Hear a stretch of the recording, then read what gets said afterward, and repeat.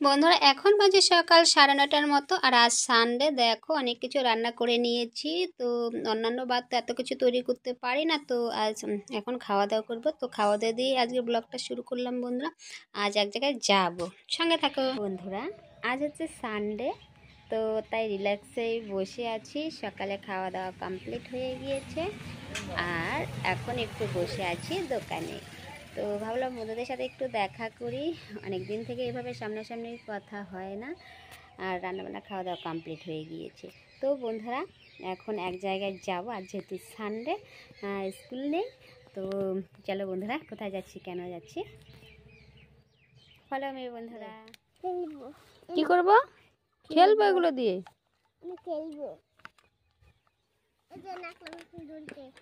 আর বন্ধুরা চলে আসছি জমিতে। দেখো এই জমিগুলোতে আলু ছিল, তো আলুগুলো ওঠানো হয়ে গিয়েছে। তো দেখো এখন আমি যাচ্ছি, নিয়েছি জলের বোতল। আর দেখো এই যে মাঝে মধ্যে চা গাছ আছে, আবার চা গাছের মাঝে মাঝে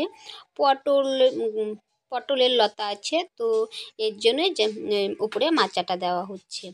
আর দেখো এখানে কত শাক, আমি এই বেতো শাকটাই তুলতে এসেছি। তো অন্যান্য বার তো আসতে পারি না, স্কুল থাকে, টিউশন থাকে। তো আজ সানডে বলে দুপুরবেলায় চলে আসি। দেখো বন্ধুরা, তোমরা এটাকে কি শাক বলো প্লিজ তোমরা কমেন্ট বক্সে কমেন্ট করে জানিও। ভুট্টা খেতে অনেক শাক হয়েছে, আর আমি শাকটা ভীষণই ভালোবাসি। তাই দেখো মাঝে মধ্যে সময় পেলে চলে আসি এত দূরে। কে কে বন্ধুরা শাক খেতে ভালোবাসো, চলে আসে আমাদের এই জমিতে শাক তুলতে। তো কিছু শাক এখান থেকে তুলে নিয়ে এখন বন্ধুরা বাড়ি চলে যাব। বাড়ি গিয়ে স্নান দান, পুজো পার্বণ সমস্ত কিছুই বাকি রয়ে গিয়েছে। তো বাড়ি গিয়ে এগুলো এখন কমপ্লিট করব। আর দেখো জমিতে এত শাক হয়েছে, ছেড়ে যেতে ইচ্ছাই করছে না। তো সময়ও নেই, যতটা পারি তুলে নিয়েছি বন্ধুরা। দেখো ক্ষেত ভরা শুধু শাক আর শাক। তুই কুল পাচ্ছ? দেখো বন্ধুরা গাছে কত কুল।